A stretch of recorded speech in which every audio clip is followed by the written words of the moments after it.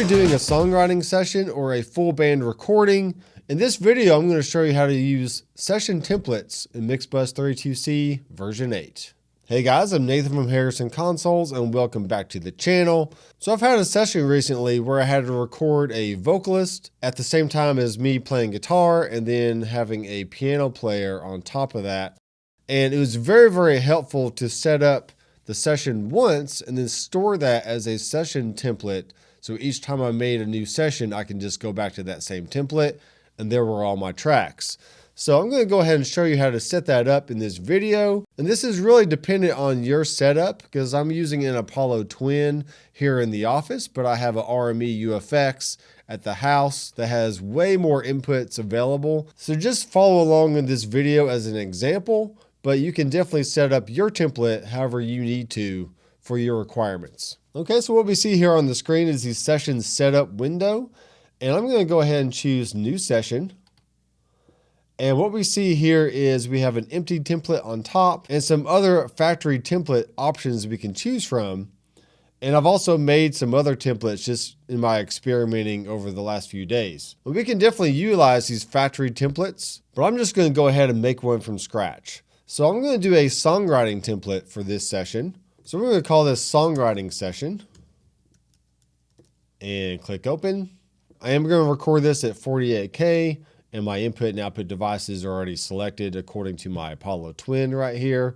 And I usually record at 1024 buffer size because I do monitor through the hardware and not through Mixbus. Those are just some basic setup settings that you want to make sure you have set before we open up the session. So since we selected an empty template, we obviously have nothing here in our session.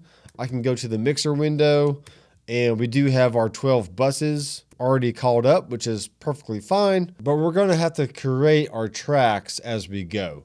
So I know I'm going to need at least a vocal mic, a input for my digital mauler, which could record bass guitar or electric guitar. And I may even bring in some MIDI drums just to play along with as I build out my song.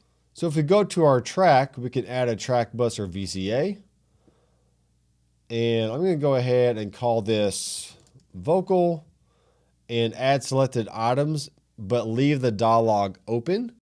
So it's going to add in my vocal track, as you see right there. My next one is going to be for acoustic guitar. This one's going to be for electric guitar. And then I'm going to need one for bass.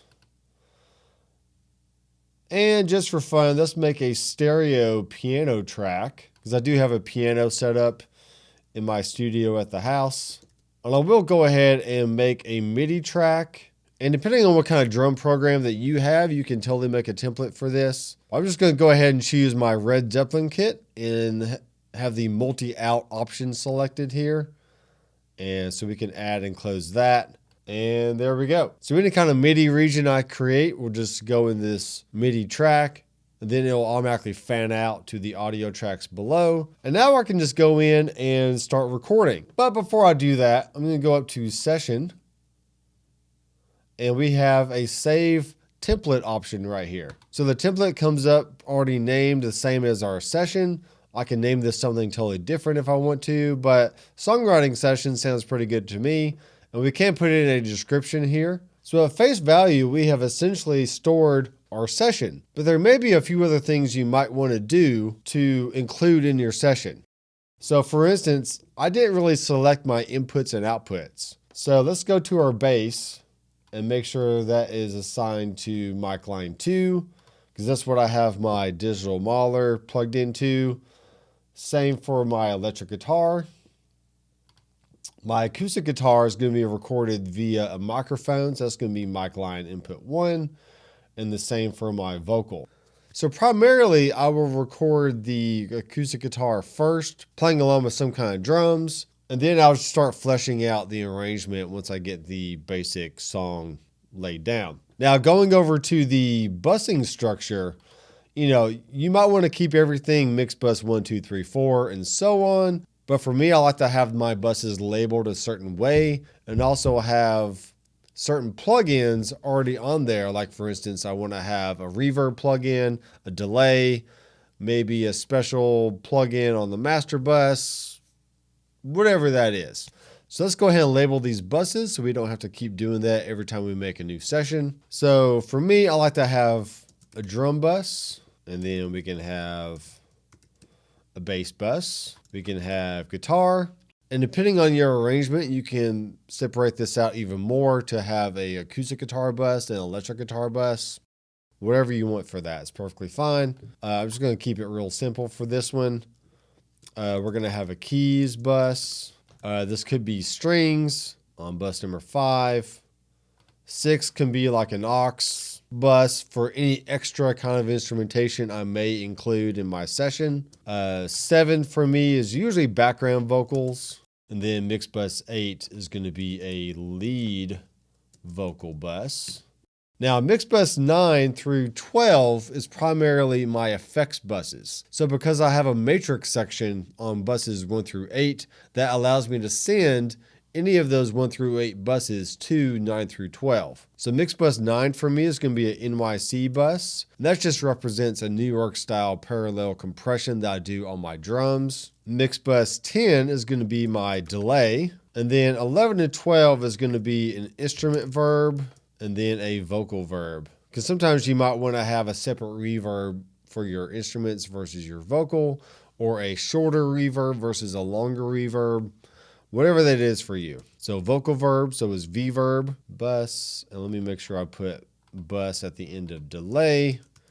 Because once I save this template, this is going to be my go-to template for all songwriting sessions. So I want to just go ahead and do everything I want to do up front, and that way it'll just be how I want every single time. So for bus number 9, I'm going to bring the threshold all the way down and turn the limiter on. So this is going to be my starting point for really squashing the drums. And for my delay bus, obviously I'm going to bring in some kind of delay plugin. Whatever that is for you, just bring in your go-to delay. For me, I do like the triple delay from Harrison. It just sounds really good and it's easy to use. And I might start off with a rock echo, for instance. My instrument verb is going to be a G verb. And I can probably use a Studio A to start off with that. And then I can actually just drag this over to the vocal verb and probably choose some kind of hall.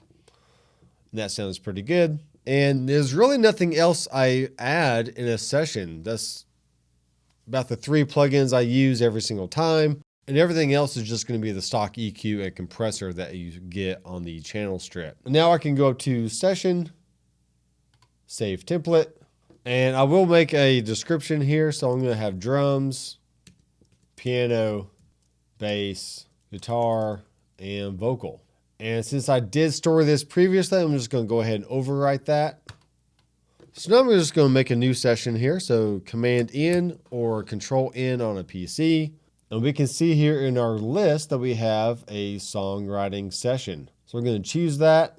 We can see that our description shows up. And you can make this more elaborate if you want to, but this just gives you a basic understanding of, hey, this is the session and this is what the description of that session is. Just like if we chose the factory template, we can have all these other details included. And my song is going to be called To Love Again. Okay, so we're going to click open. And everything's going to move over. We can click start. And there we go. There is my session. I can go over to the mixer. And we can see all the buses are already named. We have the delay and 2 reverbs on our buses there. And we are essentially ready to record. So just use this video as an example because you can do this for any interface that you have with any number of inputs. And maybe you're tracking a full band, or you have a certain amount of mics on the drum kit versus other elements that you want in the mix. So just go ahead and set that up to your liking. And this is definitely not a new feature for version 8, but I did want to highlight the options that we have here in Mixbus to kind of speed up your workflow and just give you a better understanding of what is possible here in Mixbus32c. So thanks guys again for watching. If you haven't done so already, be sure to subscribe down below and click the bell so you'll be notified the next time we release videos here on the channel. And as always, I'm Nathan from Harrison Consoles, and I'll see you in the next video.